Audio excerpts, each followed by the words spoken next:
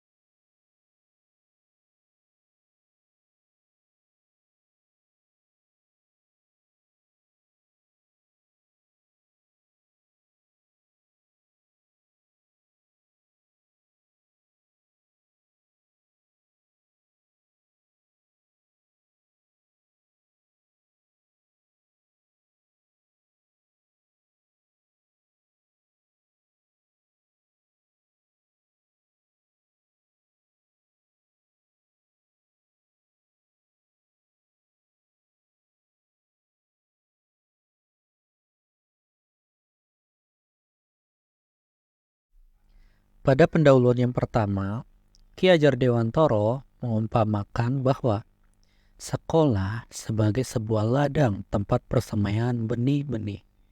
Agar benih bisa berkembang secara maksimal, maka petani dapat memperbaiki kondisi tanah, memelihara benihnya, kemudian memberi pupuk, dan juga memberi air, membasmi ulat atau jamur yang mengganggu benih tanaman, dan lain sebagainya.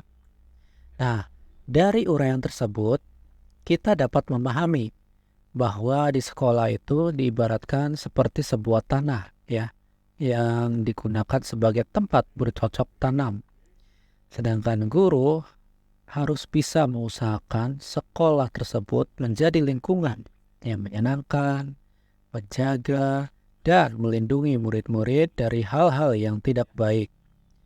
Sehingga dengan demikian karakter murid bisa tumbuh dengan baik sesuai dengan profil pelajar Pancasila.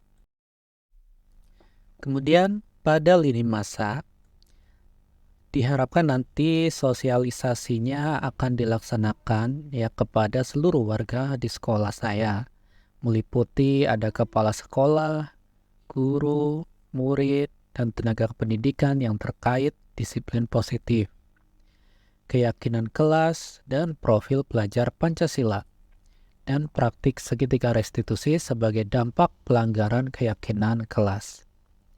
Guru juga nanti dapat menjelaskan tentang pengertian dan pentingnya keyakinan kelas kepada warga sekolah, khususnya pada lingkup kelasnya sendiri. Kemudian, guru juga dapat memfasilitasi kepada peserta didik atau murid untuk dapat membuat keyakinan kelas. Nah, keyakinan kelas yang telah disepakati nanti selanjutnya akan ditandatangani bersama oleh seluruh warga kelas dan nantinya bisa dipasang di dinding kelas. Dan setelah itu, dari keyakinan kelas yang sudah dibuat, selain diyakini, juga dapat disepakati dan dilaksanakan. Sehingga tidak hanya menjadi pajangan di kelas, namun juga dijiwai oleh siswa-siswa yang ada di kelas. Tolak ukur pada pelaksanaan diseminasi ini yaitu nantinya murid mampu membuat keyakinan kelas yang dapat dipasang nanti di dinding kelas dan nantinya bisa ditaati dan juga dijalankan oleh masing-masing murid yang ada di kelas. Dan peserta dapat mengaplikasikan nilai-nilai profil pelajar Pancasila secara sadar dan berkesinambungan dalam proses belajar. dan juga murid terlibat aktif dalam kegiatan sekolah dengan secara sadar mengamalkan nilai-nilai profil pelajar Pancasila sehingga tercipta pembelajaran yang menyenangkan dan tentunya juga nanti bisa berpihak pada murid. Harapan yang ingin dicapai dari kegiatan diseminasi ini adalah semoga penerapan budaya positif di sekolah saya dapat terwujud, baik di lingkungan sekolah, di rumah, maupun di lingkungan masyarakat. Dan nantinya agar dapat tercipta suasana belajar yang aman, nyaman, dan menyenangkan bagi siswa-siswa saya di sekolah.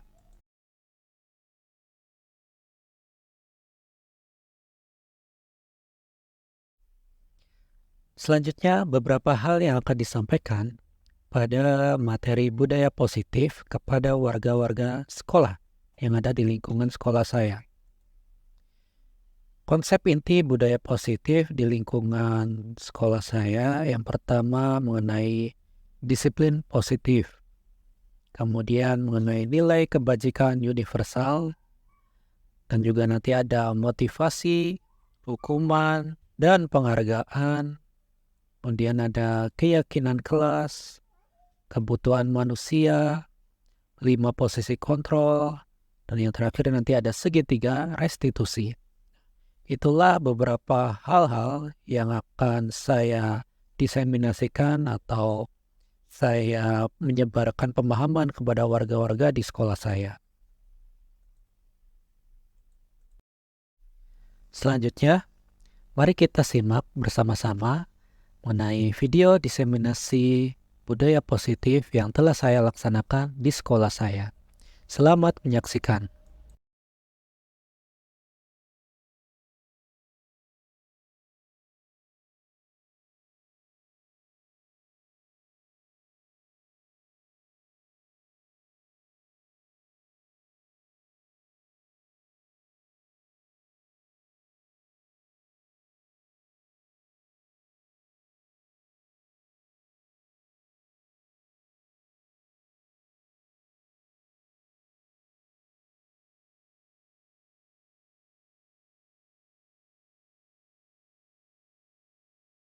Assalamualaikum warahmatullahi wabarakatuh. Waalaikumsalam warahmatullahi wabarakatuh.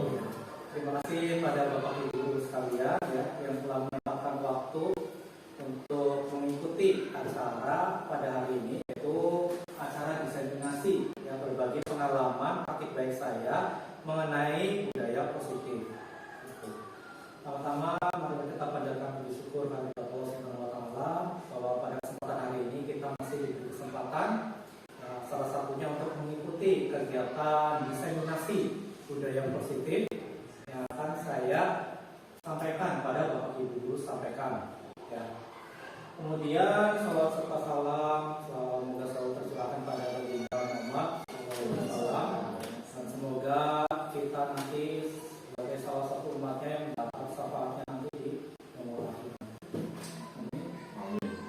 Ya, kemudian pada kesempatan kali ini, seperti yang tadi disampaikan, bahwa saya ingin menyampaikan sebuah beberapa pemahaman dan pengalaman yang sudah saya dapatkan selama mempelajari modul 1.4 mengenai budaya positif. Di sini nanti ada berbagai macam materi yang akan disampaikan. Ya, jadi dimohon nanti Bapak Ibu guru bisa meluangkan waktu dan sabar untuk mendengarkan ya, nanti saya banyak menyampaikan bercerita dikit. Baik, untuk itu sebelum masuk ke materi ya, saya mohon dengan hormat untuk Bapak Kepala Sekolah bisa memberikan sedikit sambutan dan dukungan yang untuk saya dan juga Bapak Ibu semuanya berkaitan dengan kegiatan acara hari ini. Persilakan pada Bapak Ibu. Assalamualaikum warahmatullahi wabarakatuh. Waalaikumsalam. Alhamdulillah, bismillah, alhamdulillah, la haula wala quwata illa billah, amma ba'du. Kepada Bapak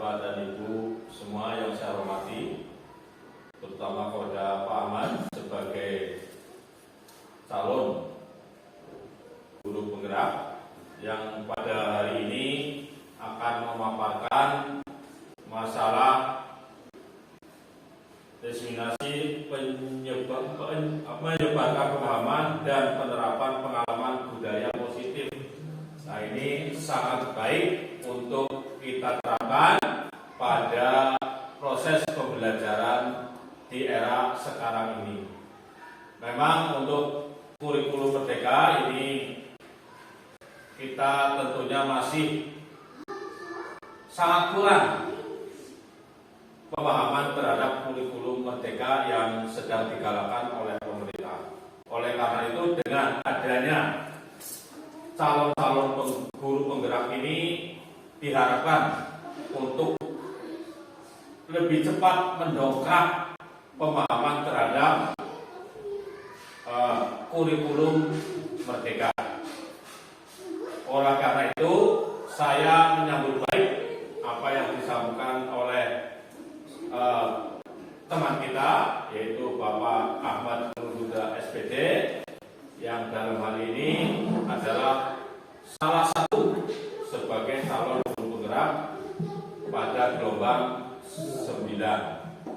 Saya harap teman-teman semuanya untuk bisa sambil belajar apa yang disampaikan oleh beliau, Pak Ahmad, untuk sebagai bekal yang nantinya juga teman-teman terutama yang masih muda-muda tentunya akan mengalami proses yang sama apa yang dialami oleh Pak Ahmad saat ini.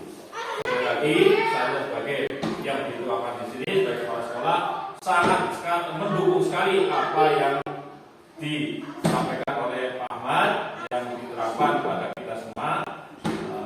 Tentunya kita sebagai rekan-rekan satu sekolah juga diharapkan ikut mendukung adanya proses-proses yang dilaksanakan oleh Pak Ahmad. Demikian sambutan dari saya, kurang lebihnya saya mohon maaf. Wabillahi taufiq wal hidayah. Assalamualaikum warahmatullahi wabarakatuh. Waalaikumsalam. Terima kasih kepada kepala sekolah yang sudah menyampaikan dan juga memberikan dukungan pada kita semua untuk selalu berperan aktif ya untuk kemajuan pendidikan baik itu di lingkungan sekolah maupun di lingkungan masyarakat kita. Gitu.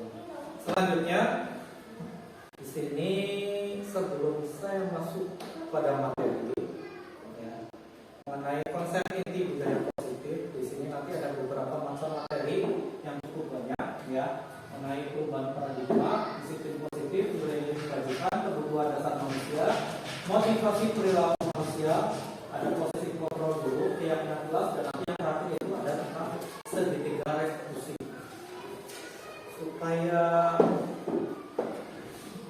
semangat kita SPT sambil mengikuti gerakannya. Ya, betul Pak Ahmad. SPT-nya tentang anak bangsa. Bisa nanti sambil boleh di sini di depan mejanya. Peregangan badan sambil mengikuti SPT-nya.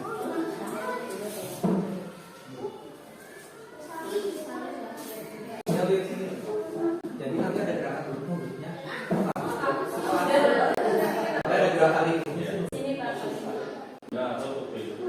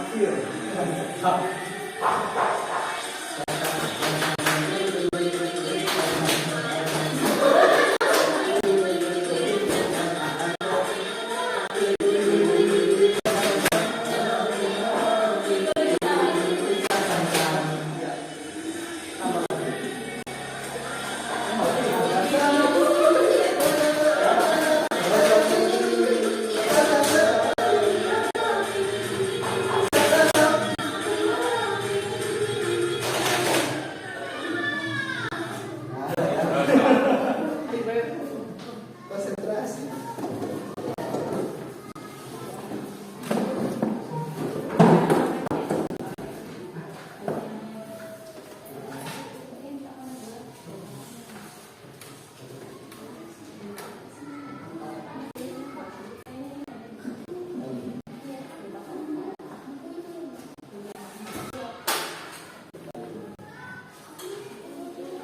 Baik, selanjutnya kita akan mulai masuk mengenai konsep inti budaya positif.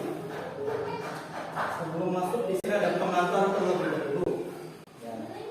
Di sini nanti bermainnya secara pasangan. Jadi kan ini pas ya pasangan laki-laki sama laki-laki, perempuan sama perempuan. Jadi nanti pasangan ada yang menjadi A, ada yang menjadi B. Ya. Nanti yang menjadi A tugasnya mengepalkan salah satu tangan Anda dan bayangkan bahwa yang dalam kepalanya itu ada sesuatu yang disimpan yang sama berharga. Ya. Kemudian Anda perlu menjaga benda tersebut sekuat tenaga, ya. Karena benda itu sangat penting bagi kehidupan Anda.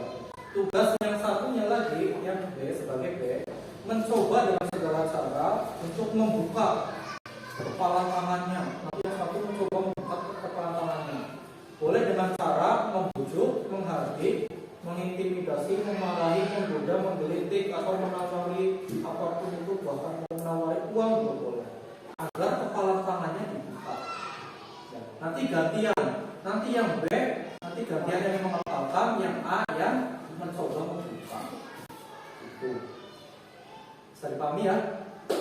Saya sekarang boleh berpasangan mencoba, nanti ada yang mengepal, ada yang pertama mencoba untuk membuka. Nanti Pak Koco sama Pak Bos ya. Nanti yang menjadi A dulu siapa yang mengepalkan tangan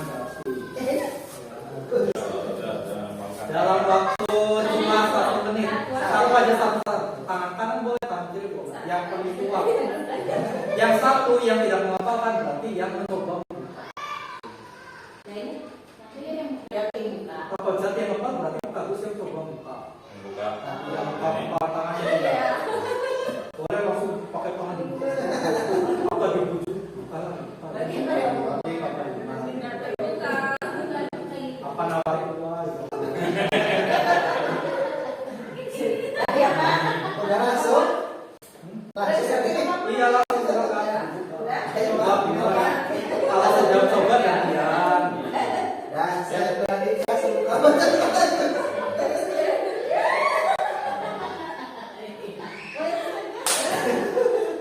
Bisa sampai terbuka. Saya dengan babi boleh. Nanti gantian boleh. Gantian yang bagus ya. Oh, apa tadi yang bagus? Sudah? Di sini. Nah, silakan sekarang. Yang pertama, yang B, apakah Anda B bisa membuka kepala tangannya? Bisa membuka kepala tangannya? Bisa. Mengapa? Apa alasan yang B membuka kepala tangannya? Toleransi. Apa kasihan? Kasihan. Saling pengertian. Terus yang kedua, apakah Anda atau B menutup kepala tangan Anda? Tadi kan ya, menutup kepala tangan. Kemudian mengapa alasan Anda atau yang B tadi tetap menutup kepala tangan Anda, tidak membukanya? Menjaga barang berharga. Iya, menjaga barang berharganya. Karena tadi kan kita seolah-olah yang dipegang itu adalah ada ada barang yang berharga. Jadi jangan sampai dibuka oleh orang lain. Menjaga amanah. Menjaga. Nah, dalam kegiatan ini sesungguhnya siapa yang memegang kendali atau kontrol untuk membuka atau menutup tangan Anda? Ya, diri sendiri. Ya. Yang bisa membuka adalah diri sendiri ya. Ya kan, mau dibuka apa ditutup tergantung orangnya.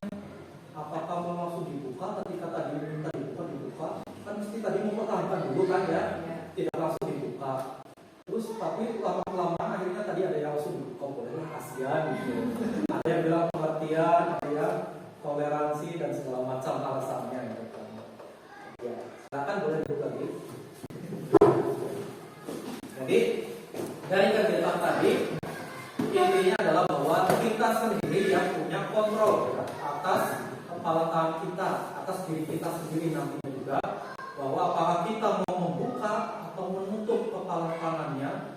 Ketika tadi ada rekan yang satu untuk mencoba memaksa membuka lewat rujukan ataupun hal yang lain, tadi intimidasi, menghadapi dan lain-lain, kemudian bergantung pada diri kita masing-masing sesuai dengan kebutuhan dasar kita saat itu. Jadi kita kan tadi posisinya menjaga barang yang sangat berharga pada kepala tangan kita. Nah, selanjutnya perubahan tentang paradigma baru. Ya, pembelajaran pada era kurikulum merdeka saat ini, ya kan, diarahkan untuk menjadi sebuah pembelajaran yang berdiferensiasi sehingga peserta didik belajar sesuai kebutuhannya. Berdiferensiasi itu maksudnya apa? Memberikan kebutuhan siswanya akan pembelajaran. Biasanya siswa kan punya cara belajarnya berbeda-beda. Ada yang suka lihat gambar, ada yang sukanya mendengarkan, ada yang sukanya lewat gerakan. Mereka bergerak kuning ataupun tangannya yang biasanya tidak mau diam. Nah, jadi kita disarankan untuk beradaptasi dengan kebutuhan siswa, ya, dengan cara belajar mereka yang berbeda-beda melalui pembelajaran berdiferensiasi. Jadi bisa dengan cara ya sebenarnya kita sudah pelajari juga dulu, ya, mengenai biasanya kalau memberikan kebutuhannya dengan cara memberikan media, ya, penampilan media, itu juga sebenarnya sudah masuk berdiferensiasi. Cuman dulu belum ada istilah tentang ini. Ya, sebenarnya kita juga pernah mungkin dulu lakukan, ya, cuman kita belum memahami tentang berdiferensiasi yang seperti sekarang digalakan. Nah, tentang menerapkan media, ada yang menggunakan gambar, ada yang kemudian menerangkan, ya kan, lewat ceramah, berarti kan siswa mendengarkan. Kemudian ada yang sambil bergerak berkeliling di sekitar lingkungan sekolah, kan seperti itu berarti lewat kinestetik. Ya, itu gambaran tentang diferensiasi. Nah, dari berdasarkan perkembangan sesuai teori psikologi modern, itu nanti wujudnya untuk mengembangkan profil pelajaran Pancasila. Ya, profil pelajaran Pancasila di sini profil pelajaran Pancasila ada 6. Yang pertama beriman, bertakwa pada Tuhan, kemudian berkebinekaan global, bergotong royong, kreatif, bernalar kritis, sama mandiri. Ini diwujudkannya lewat apa? Dijadwalkan ada ya P5. Nah, tapi sudah dijalankan apa belum? Nah, itu kan nanti di dalam P5 itu sebenarnya sudah diberikan ada modul dari pemerintah sebagai acuan dalam melakukan P5-nya harus seperti apa. Tiap kelas 1-2 ada fasenya. 1-2 itu biasanya masuk fase A, untuk kelas 3-4 itu biasanya masuk fase B, kelas 5-6 nanti masuknya fase C. Di situ sudah diberikan contoh tema-tema yang bisa dipilih untuk dilakukan. Ya, jadi di situ nanti bisa dilakukan kegiatan P5-nya apa yang mau dilakukan. Bisa berbeda-beda. Nah, biasanya kan pernah lihat kalau P5 itu kan gitu-gitu ada yang menyelenggarakan gelar itu ya, gelar karya, gelar produknya hasil dari P5-nya apa. Tapi sebenarnya P5 itu tidak perlu harus membuat produk. Yang diinginkan itu ada perubahan karakternya, perubahan karakter dari siswanya. Apakah setelah melakukan kegiatan P5 nanti siswanya ada perubahan yang signifikan?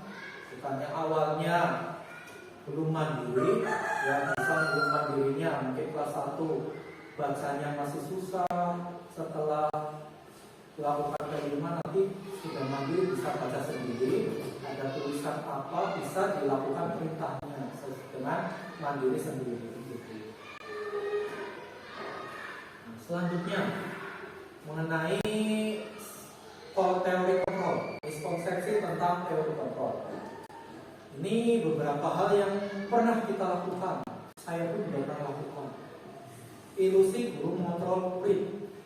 Nah, kita kan anggapannya murid itu harus patuh sama guru. Guru ngomong apa, murid harus lakukan. Itu kan seolah-olah kita mengontrol murid kita.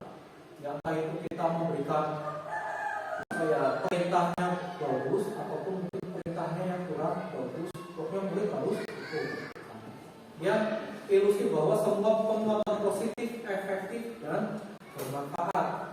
Nah, penguatan positif memberikan motivasi-motivasi apakah nanti bisa bermanfaat bagi siswa, memberikan penghargaan hadiah apakah bisa bermanfaat pada siswa. Kadang-kadang itu bisa membuat hal iri kepada orang lain. Kalau misalnya punya anaknya 2, yang cuma anak satu saja yang misalnya berprestasi, anak yang satunya kurang karena jangan diberikan dia kakaknya atau yang adiknya diberikan dia, terus ketika ada kecemburuan itu juga hal yang kurang baik. Kemudian memberi kritik dan membuat rasa bersalah maupun menguatkan karakter. Ada ilusi seperti itu bahwa ketika memberi kritik kemudian membuat orang menjadi merasa bersalah dengan hal yang dilakukannya tadi sudah salah, jadi bisa menguatkan karakter, bisa membuat orang tersebut menjadi lebih baik. Tapi ternyata dari kritik itu juga bisa membuat orang merasa minder, rendah diri.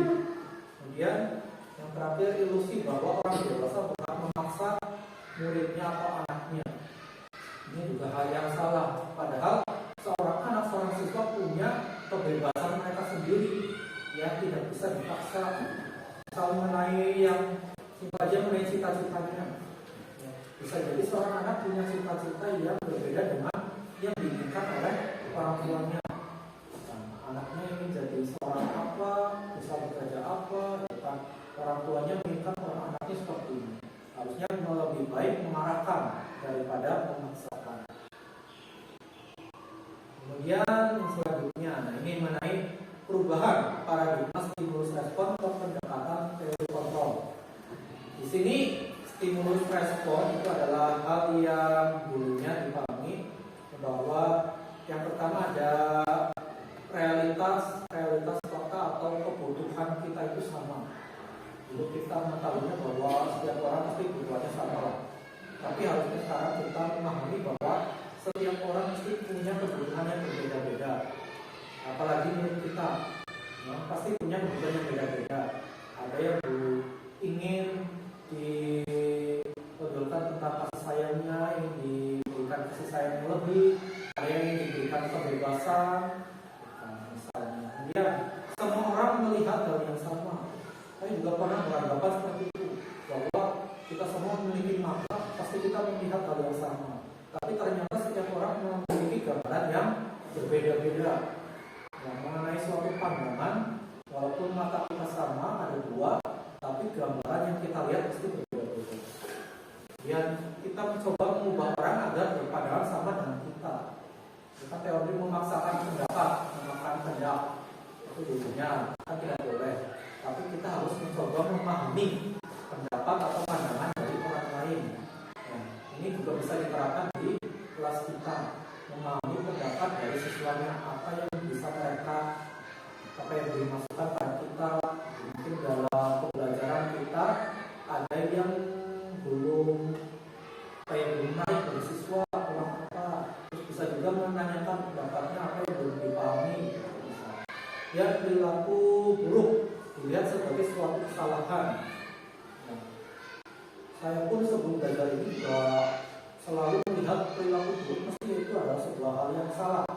Tapi sebenarnya kalau kita lihat lagi, semua perilaku itu mesti ada tujuannya, ada alasannya kenapa melakukan hal tersebut. Nah, bisa jadi itu terpaksa. Sebenarnya tidak mau dilakukan tapi terpaksa. Itu ada sesuatu hal yang membuat dia terpaksa melakukan. Nah, kan bisa digali alasannya kenapa. Kemudian orang lain bisa mengontrol saya, tapi harusnya hanya kita sendiri yang bisa mengontrol diri sendiri. Seperti permainan kita tadi yang lakukan ya, bahwa hanya kita sendiri yang bisa mengontrol apakah mau membuka kepala tangannya atau menutup. Kemudian saya bisa mengontrol orang lain, tentunya tidak ya, hanya diri sendiri yang bisa mengontrol dirinya. Tidak bisa kita mengontrol orang lain seperti yang kita lakukan tadi ketika permainan kepala tangan. Kemudian pemaksaan ada pada saat bujukan gagal. Jadi ketika kalau membujuk orang, bukan anaknya kalau gagal paksa aja lah daripada kelamaan, bukan yang mau dulu. Jadi sebenarnya yang lebih baik adalah melakukan kolaborasi untuk menciptakan pilihan-pilihan baru. Kalau dibujuk tidak mau, diberi pilihan maunya seperti apa. Bukan adik, gitu, misal atau anak-anak, nanda, mas, mbak, maunya apa. Kalau tidak mau seperti ini, diberi pilihan. Mereka kan nanti berpendapat maunya seperti apa. Kemudian model berpikir menang kalah. Kan mesti kalau ada yang menang, pasti ada yang kalah. Tapi diharapkan dalam berpikir teori penjualan sekarang semuanya adalah win-win solution, menang semua. Ya, jangan sampai ada yang kalah. Jadi nanti diharapkan ada yang dari dua itu ada mendapatkan solusi bersama semuanya. Jadi tidak ada yang merasa dirugikan.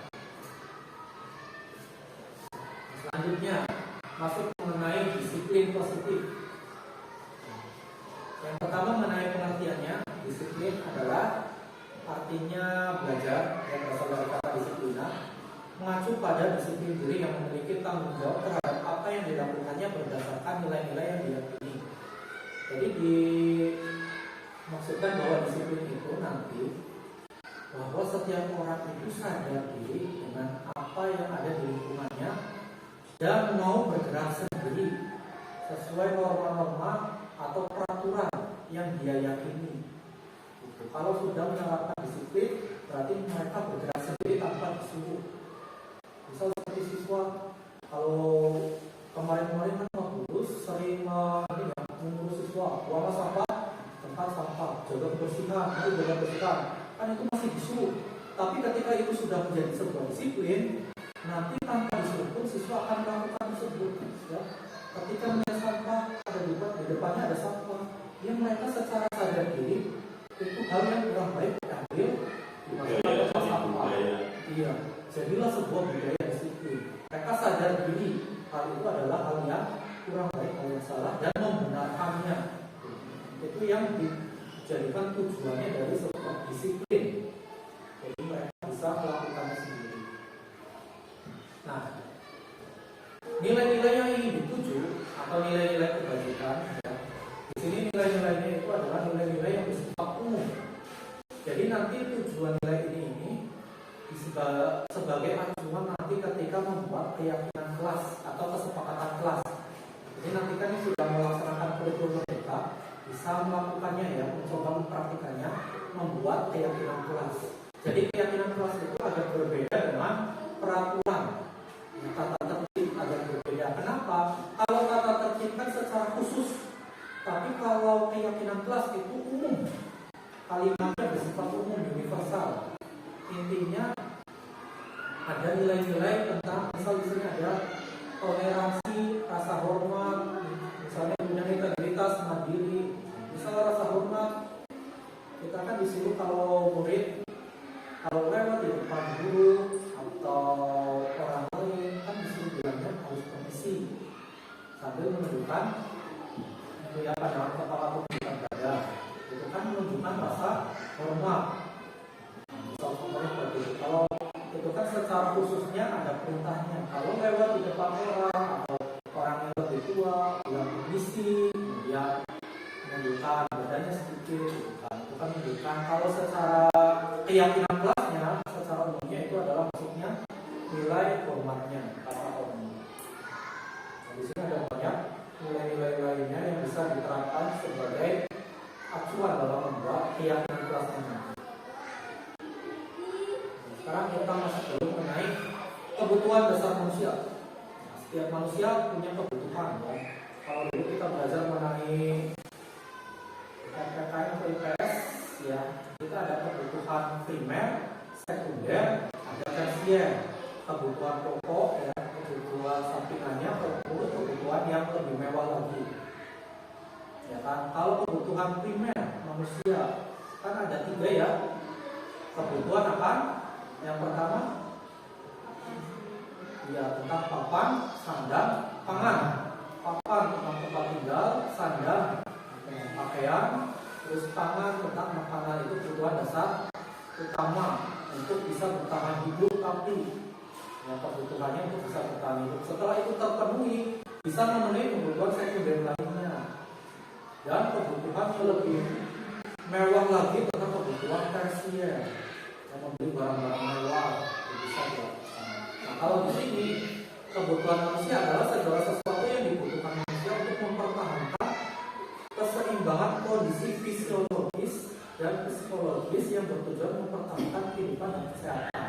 Jadi kalau di sini kebutuhannya itu bukan hanya untuk kebutuhan fisik ya, tapi juga kebutuhan raganya, psikis, psikologinya juga harus dipenuhi.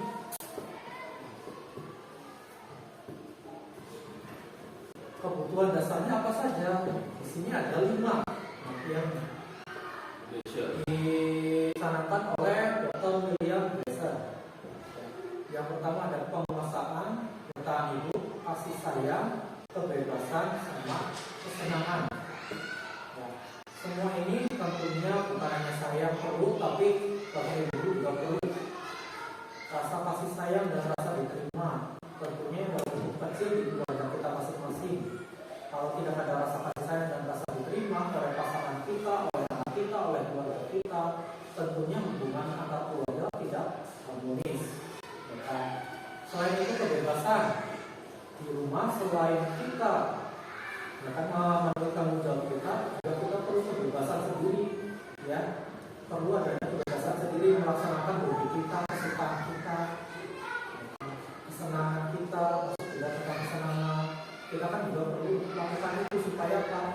Supaya psikis kita, jiwa kita terpenuhi ya, jadi tidak stres di rumah, melakukan tanggung jawab terus ya. Misal yang laki-laki setelah bekerja ke rumah juga ada kerjaan yang lupa terus kerjanya. Kemudian yang perempuan, misalnya perempuan bekerja yang hari ya, setelah kerja pulang-pulang ke rumah banyak kerjaan, harus cuci, baju, cuci piring, masuk anak, macam masak, macam itu ada kewajiban dan tanggung jawab. Tapi kan selain itu juga harus memenuhi rasa kebebasan, kesenangan yang mesti ada hal yang ingin dilakukan sendiri.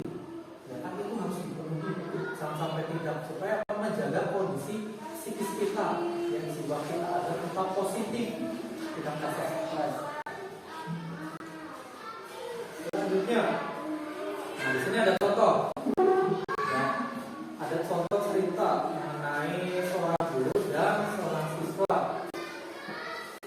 di PKB. Siswanya adalah bernama Budi.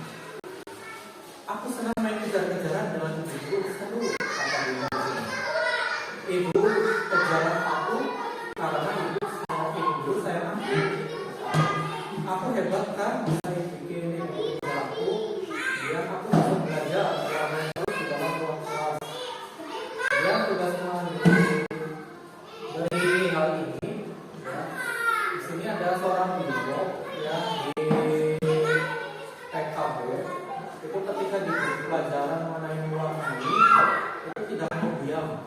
Punya main kejar-kejaran, keluar lari-lari, terus mengajak gurunya supaya mengajar dia. Kemudian mencari keseruan sendiri karena mungkin dia merasa bosan dengan pelajaran mewarnai di kelasnya. Jadi mencari keseruan sendiri dengan cara tadi ada jalan-jalan sendiri, lari-larian. Padahal itu hal yang mengganggu teman-temannya di kelasnya. Nah, dari hal itu apa yang ingin dipenuhi sebenarnya? Yang ingin dipenuhi yang pertama, aku senang main kejar-kejaran dengan ibu guru. Yang ingin dipenuhi apa?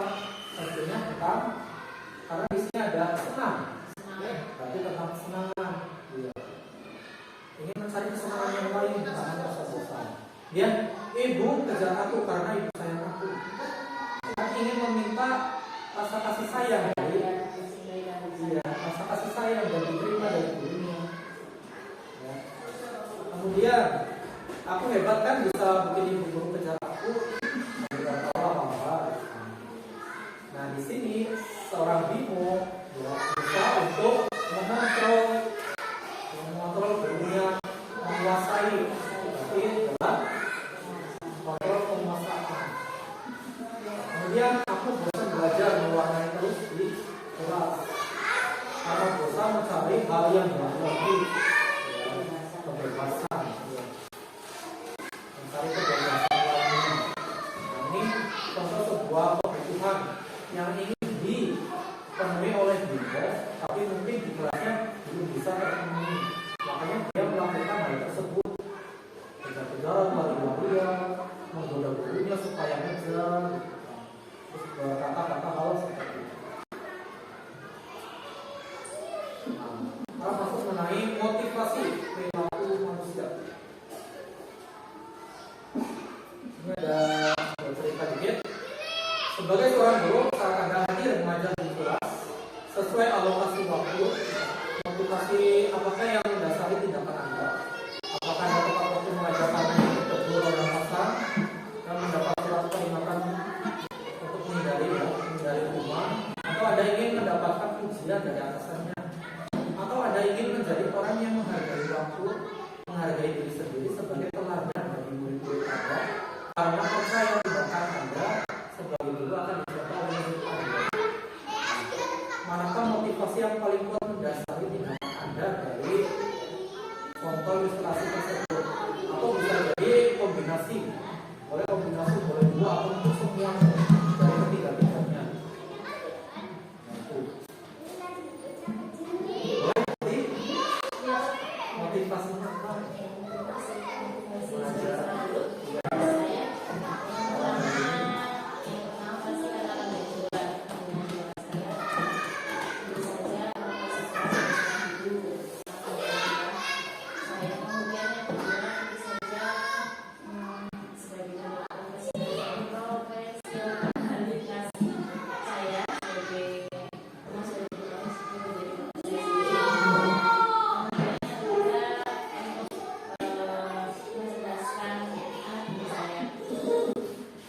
Tapi kalau itu motivasinya masuknya ke menghargai diri sendiri, ya, prinsip sudah panggilan jiwa sendiri. Jadi bukan hanya untuk menghindari hukuman atau ingin mendapat pujian penghargaan, tapi dari yang dipaparkan tadi berarti beliau sudah ada motivasi dalam diri sendiri, ya, dalam dirinya sendiri. Kalau saya malah motivasinya dari luar, karena faktor karena apa? Karena keadaan ekonomi orang tua waktu itu supaya cepat menghasilkan uang kerja itu disuruh masuk guru. Ya mungkin motivasi dari luar. Motivasi itu justru gak ada. Soalnya kita tahu ketika masuk guru itu gajinya mau berapa ya gitu. Tidak ada ngomong seperti itu dari orang tua. Ini benar mau jadi guru. Kalau orang dulu kan ngertinya jadi pegawai. Kalau sudah zaman saya kan sudah ini Pak, sudah jauh. Beda. Iya beda. Ya mungkin itu salah satu motivasi lain, ya. Ekstensi dari luar atau ingin mendapat penghargaan berupa itu ya tadi gaji supaya memperbaiki ekonomi kita. Dulu juga saya sebenarnya sama. Awalnya ingin jadi guru, bukan ingin sih sebenarnya disuruh orang tua jadi guru, karena katanya nanti masa depannya bagus, nanti penghasilannya lumayan. Tapi memang saya alami sekarang ya alhamdulillah. Ya. Setelah melalui proses pendidikan berbagai macam, setelah kuliah, terus ikut PPG, dan akhirnya bisa dinikmati sekarang hasilnya. Ya. Itu Yang termasuk jelas alasannya saling melengkapi lah. Kalau faktor motivasi dari luar semua ya nggak mungkin. Dari dalam sendiri terus ya nggak mungkin. Iya. Saling melengkapi. Dan diharapkan nanti selain motivasi ekstrinsik dari awalnya belajar ekstrinsik, tapi nanti bisa dibarengi setelah sudah jadi ya menumbuhkan motivasi intrinsiknya supaya jadi bukan hanya dari keinginan dapat gaji yang menggugurkan kewajiban nanti lebih salah satu dapat gajian ya dibarengi juga motivasi intrinsiknya. Monggo, terima kasih. Nah, kemudian lanjutannya Ini yang buka ya, ini secara rangkuman kecilnya ada 3 hal ya. Yang pertama, motivasi itu untuk menghindari ketidaknyamanan atau hukuman. Kemudian yang kedua, untuk mendapat imbalan atau penghargaan dari orang lain. Dan yang ketiga yang bagus. Yang bagus ini yang motivasi intrinsik ya, yang ini untuk menjadi orang yang mereka inginkan dan menghargai diri sendiri dengan nilai-nilai yang mereka percayai. Jadi mereka melakukan sesuatu karena sadar dengan tanggung jawabnya sendiri, tumbuh dari dalam diri sendiri mau melakukan. Kalau 2 hal ini untuk mendapat imbalan sama menghindari ketidaknyamanan atau hukuman itu masuknya ke motivasi ekstrinsik. Jadi ini bisa juga diterapkan dalam lingkungan kelas.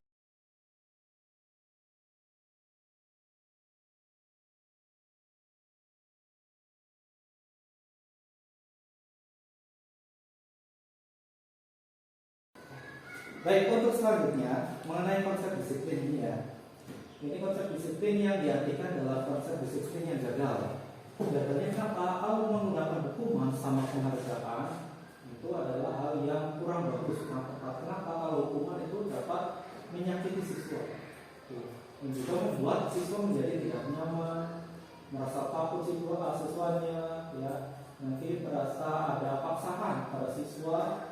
Dan akhirnya nanti siswa kalau merasa ada hal-hal yang dilakukan merasa salah, tentunya mereka akan takut dan menyembunyikan masalah yang tidak mau terbuka pada gurunya atau pada orang tuanya. Nah, yang terakhir nanti juga seorang murid bisa menjadi rendah diri, tidak percaya diri, ya. Kemudian melalui penghargaan, anggapannya dulu kalau kita membuat masih penghargaan bisa menjadi sebuah motivasi, ya, memberikan motivasi yang baik pada siswa. Tetapi ternyata kalau dilakukan dalam jangka panjang, hal tersebut itu kurang efektif.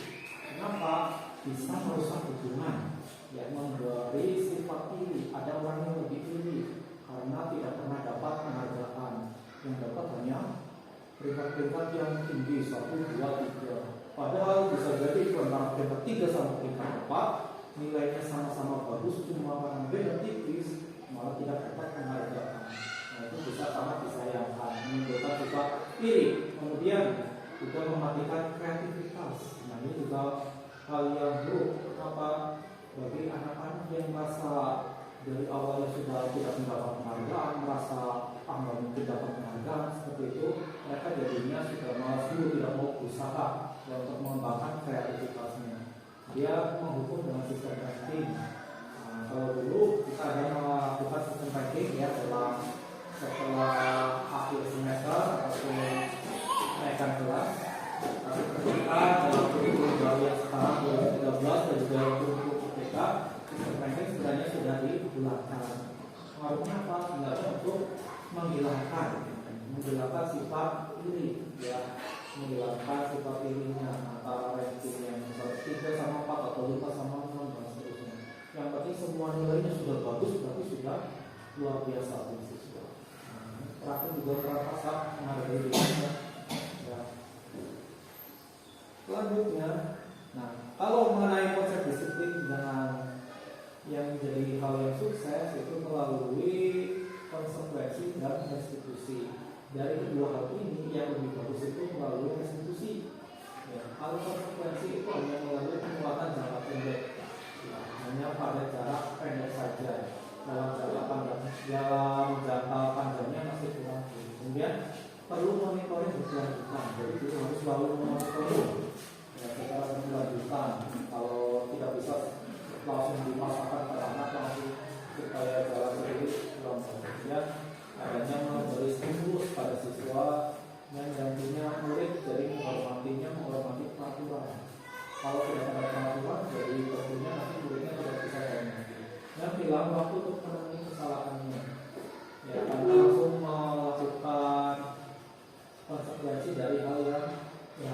yang dilakukan. Nah, kalau melalui restitusi, muridnya nanti bertanggung jawab atas perilakunya sendiri melalui keyakinan kelas yang dulu sudah pernah dibuat. Misalnya dari keyakinan kelas yang sudah pernah dibuat, apa yang mereka yakini, ya, yang sudah dibuat bersama-sama. Terus kalau ada perilaku yang kurang cocok, ya, makanya mereka nanti harus bertanggung jawab mencari sendiri solusi untuk memperbaiki kesalahannya. Nah, di sini juga fokus pada pemecahan masalah jangka panjang. Jadi tidak hanya pada jangka pendek, tapi nanti berkelanjutan jangka panjang memperbaiki sikap dari siswanya. Kemudian murid jadi menghormati dirinya dan orang lain. Tidak hanya menghormati pada guru atau orang lain, tapi juga menjadi menghormati dirinya sendiri, menghargai dirinya sendiri.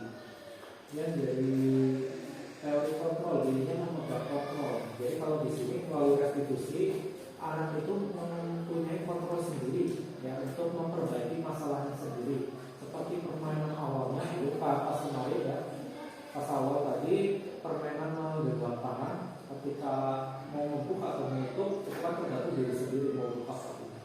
Murid jadi bersemangat dalam memperbaiki kesalahannya. Nah, biasanya kalau muridnya mencari solusi sendiri, biasanya kan lebih semangat mau melakukannya sendiri daripada diberi solusi oleh gurunya. Biasanya malah jadi obrolan.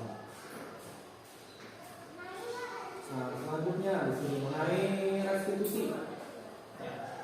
Pengertian restitusi apa? Yaitu proses menciptakan kondisi bagi murid untuk memperbaiki kesalahannya sehingga mereka bisa kembali pada kelompok mereka dengan karakter yang lebih kuat. Kemudian dalam ciri-cirinya di sini bukan untuk menebus kesalahan, namun belajar dari kesalahan.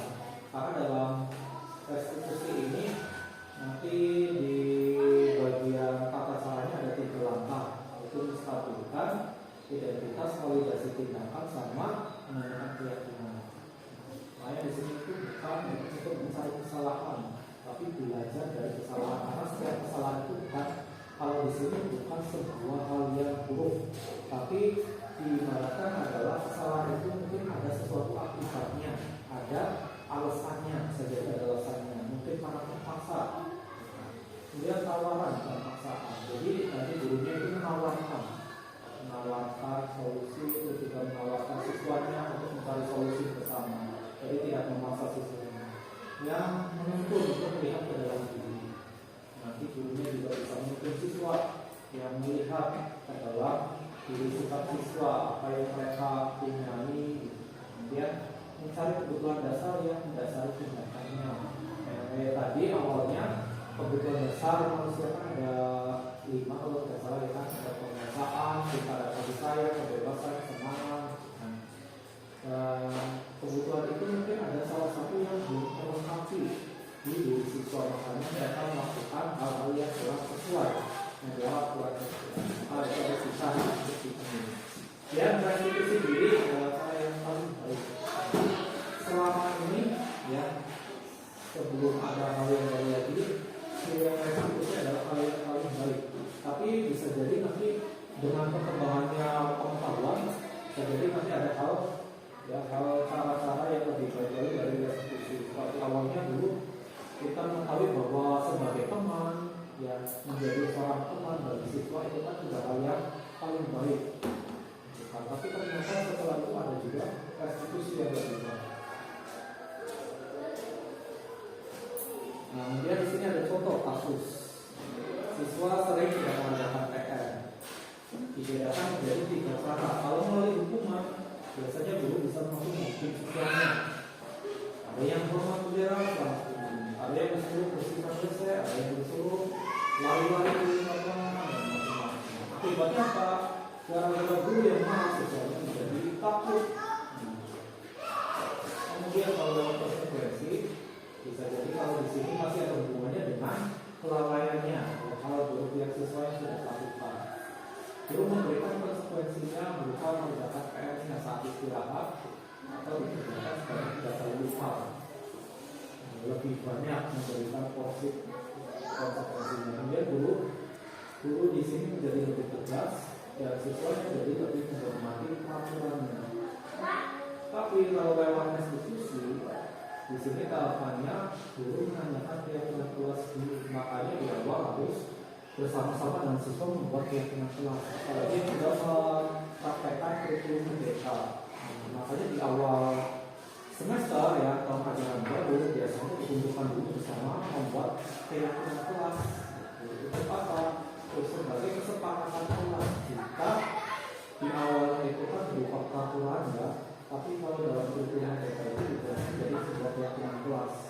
Jadi ada kesepakatan, bukan kita memberikan peraturan, tapi bersama-sama dengan siswa membuat kesepakatan. Kalau melanggar ya keyakinan yang sudah dibuat, maka dia harus tanggung jawab dengan hal tersebut, dengan mencari solusinya supaya memperbaiki kesalahannya. Dan boleh menjadi lebih terbuka. Dan siswanya jadi menghormati dirinya dan orang lain. Jadi bukan hanya menghormati peraturan, tapi menghormati dirinya. Di sini posisi kontrol ya dari seorang guru atau seorang hukum membuat perasaan bersama sebagai teman, pemaham, dan sebagainya. Kita semua pasti pernah melakukan sebagai hukum. Apalagi tentang membuat perasaan bersalah. Sebagai penghukum sebenarnya boleh dilakukan, tapi hanya memberikan efek dalam jangka pendek saja, dalam waktu singkat saja. Tapi untuk jangka panjangnya itu nanti malah merusak pada psikis siswanya. Apalagi sama dengan pembuat rasa bersalah juga sama. Dengan memberikan kata-kata yang tidak mengenakan pada siswa, juga itu hanya memberikan jangka pendek. Lalu jangka pendek saja. Kalau sebagai teman sudah lumayan bagus, tapi ternyata dari teman dan pemantau ada yang lebih bagus lagi. Diharapkan guru bisa menjadi posisinya sebagai manajer. Nah, kalau dalam sebagai penghukum, biasanya kata-kata yang dilontarkan adalah seperti ini. Patuhi aturan saya atau awas. Tapi kan kalau di sini seperti ada suaranya warna keras, ya. Kemudian kamu selalu salah. Kayak membentak, kemudian pasti selalu yang tapi selesai. Sampai menyalahkan dan membentak gitu kan. Kalau lewat penghukum, maksudnya apa? Kemungkinan murid marah dan mendendam, jadi bersifat agresif.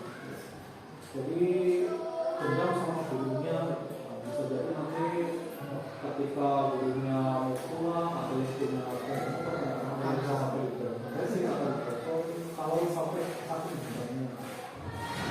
bunuh, macam-macam. Kalau sekarang banyak beritanya tentang guru yang dipidana oleh gara-gara menghukum siswanya, orang tuanya ikut ambil menghukum gurunya melalui pidana. Kemudian masuk lewat pembuat rasa bersalah, kata-kata yang biasa dilontarkan itu sangat kecil sekali. Berapa kali bapak harus membuka kamu ya? Gimana coba kalau orang tua kamu tahu kamu berbuat begini? Ini kata-katanya kata-kata yang negatif, tapi membuat siswa merasa seolah-olah disalahkan, jadi merasa bersalah. Maksudnya apa? Murid itu merasa bersalah telah mengecewakan dibuat oleh gurunya, dan murid nanti merasa menjadi orang yang gagal, tidak sanggup mengajarkan orang lain.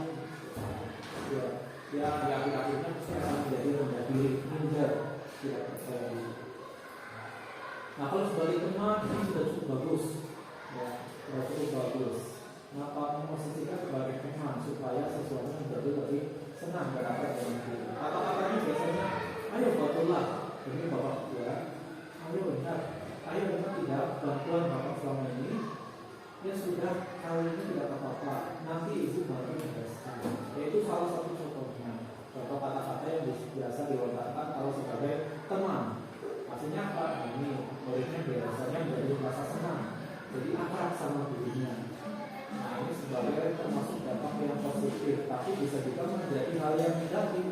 Kenapa? Jadi ketergantungan sama gurunya. Kalau tidak ada guru, kalau tidak ada gurunya yang ajar yang biasa itu diganti guru lain, biasanya muridnya jadi kurang bersemangat, kurang senang. Karena biasanya lebih senang sama guru itu saja. Akhirnya seperti itu biasanya. Ini kalau sebagai pemantau, nah ini juga sama, sudah lebih bagus lagi dari teman. yang biasa dilontarkan itu peraturannya apa yang telah kamu lakukan, sanksi atau konsekuensinya apa. Nah, ya mirip-mirip seperti nanti kalau sebagai posisi manajer. Hasilnya apa? Murid jadi memahami konsekuensi yang harus dijalankan karena telah melanggar sebuah peraturan. Sehingga guru tidak menunjukkan suatu emosi, nanti di sini tidak menunjukkan emosi yang berlebihan. Berusaha menjadi guru yang ramah pada siswa, bisa menjelaskan peraturan sama konsekuensinya. Terus murid dibuat tidak nyaman itu dengan harus tinggal di kelas pada waktu beristirahat dengan mengerjakan tugas. Kita kalau di sini contohnya kalau ada tugas yang belum diselesaikan. Nah, terus gurunya juga tetap harus memonitornya pada saat mengerjakan tugas tidak istirahat. Karena murid tidak bisa ketinggalan. Jadi gurunya harus punya effort lebih untuk selalu memantau muridnya. Ya. Nah, yang paling bagus ini sebagai manajer. Tapi posisi kontrol cara restitusi diharapkan sebagai manajer. Kalau sebagai manajer, apa yang kita yakini? Nah, itu kan ketika menanyakan keyakinan kelas. Kemudian, apakah kamu meyakininya keyakinan kelas yang sudah dibuat itu? Jika kamu meyakininya, apa kamu bersedia memperbaikinya? Jika kamu memperbaiki ini, hal ini menunjukkan apa yang kamu inginkan. Nah, kalau ini bisa dilakukan, tapi kalau sudah membuat keyakinan kelas. Contoh keyakinan kelas itu kata-katanya kan universal, umum. Contohnya seperti saling hormat, kerapihan, rapi, tertib, jujur, disiplin. Nah, seperti yang tadi awal menjadi nilai universal, yang nilai-nilai kebajikannya secara umum. Kalau peraturan kan secara khusus, sudah jelas aturannya ini. Kalau melanggar ini, berarti ada konsekuensinya di suatu kali. Tapi kalau lewat manajer, adanya keyakinan kelas itu kan secara umum. Misalnya kayak jujur itu kan banyak ya, bisa menurut berbagai macam aturan. Jujur bisa dalam arti dalam menjalankan tugas ketika disuruh menjalankan sendiri, tapi konteks temannya baru kali ini menyalahi aturan jujur. Mereka harus memperbaiki diri sikapnya supaya bisa kembali jujur. Mereka harus melakukan apa? Mencari solusi sendiri. Dibimbing oleh gurunya. Nah, di sini ada contoh penerapan posisi kontrol. Kasusnya adalah siswa tidak memakai atribut lengkap saat upacara bendera. Kalau sebagai hukum biasanya memberikan kata-katanya peraturan sekolah, lalu berdiri di depan barisan, ada hukumannya. Nah, sesuatu hukuman pada siswa yang pemakau. Kalau sebagai pemakau, kamu sudah melanggar peraturannya dan konsekuensinya apa? Suruh mencari tahu peraturannya apa dan konsekuensinya kalau melanggar peraturan itu. Dan membuat pasal pesawat. Berapa kali diulang sebilang, dulu saya mau sanksi kamu. Jadi membuat seorang siswa itu pasal pesawat kalau dengan kata-kata ini. Kalau sebagai teman dengan sikap yang ramah biasanya, ayo lah yang tertib, buat guru bangga. Hal ini tidak apa-apa. Dengan sikap yang sama, biasanya sesuatu dari tidak akan merasa bersalah, ada rasa bersalah harus cuma sedikit. Kalau sebagai manajer, ini biasanya ditanyakan dulu, apakah kamu tahu kesalahanmu? Kira-kira bagaimana kamu akan memperbaiki kesalahan ini? Nah, kalau ini bisa dilakukan secara singkat, posisi kontrol manajernya dengan cara seperti ini. Ya. Kamu tahu kesalahannya apa? Tahu kesalahannya ini misalnya. Kira-kira bagaimana kamu akan memperbaiki kesalahannya? Nah, kalau tidak memakai atribut, jadi ditawarkan dulu, mereka suruh membuat solusinya sendiri dulu. Ketika nanti kalau bingung mencari solusi bisa dipandu oleh guru.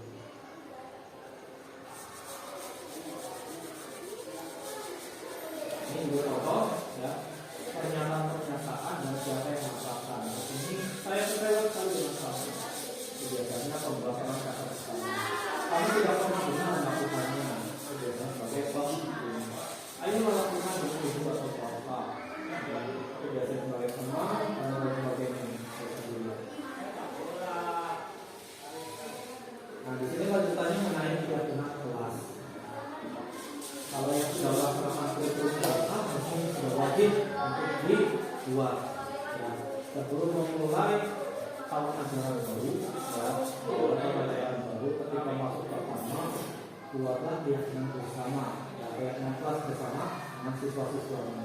Jadi nanti mereview dulu aturan-aturan ya yang ada di sekolah, yang ada di kelas, aturan apa saja. Kemudian bisa nanti dikumpulkan sama siswa menulis masing-masing, dipajang di papan tulis, kemudian dikelompokkan sesuai nilai-nilainya masing-masing. Nanti bisa diubah menjadi keyakinan sekolah. Ini contoh jika saya mencoba membuat keyakinan kelas bersama siswa. Di sini yang awalnya siswa bersama-sama berdiskusi tentang peraturan yang ada di sekolah. Karena di sini awalnya mungkin ada beberapa siswa yang bingung, jadi saya ajak untuk melihat aturan yang ada di sekolah di depan. Ini ditulis pada sticky note. Yang menyusun peraturannya menjadi keyakinannya di sini dipasang pajang dulu di papan tulis, kemudian nanti bersama siswa saya bagi dikelompokkan, dipisah-pisahkan sesuai nilai yang sama. Pada tahapan terakhir di sini ketika sudah dikelompokkan bersama, kemudian diubah.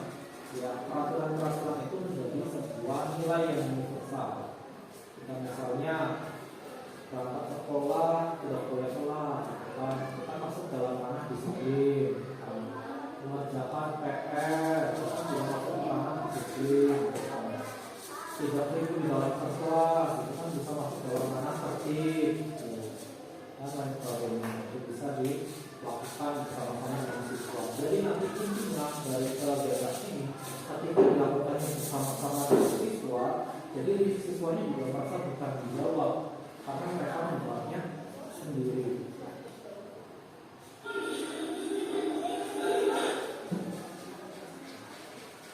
Nah di sini bagaimana keseluruhan keyakinan kelas? Nilai-nilainya itu lebih abstrak daripada peraturan karena berupa pernyataan universal, dibuatnya dalam bentuk positif. Sedikit saja biar nilai-nilainya itu mudah diingat. Kalau bentuknya peraturan seperti yang ada di ruang kelas itu kan terlalu banyak, siswanya kadang malah tidak ingat apa saja peraturan-peraturan yang ada di sekolah. Tapi kalau berupa keyakinan kelas dengan nilai-nilai tersebut lebih sedikit, biasanya siswa lebih mudah mengingatnya.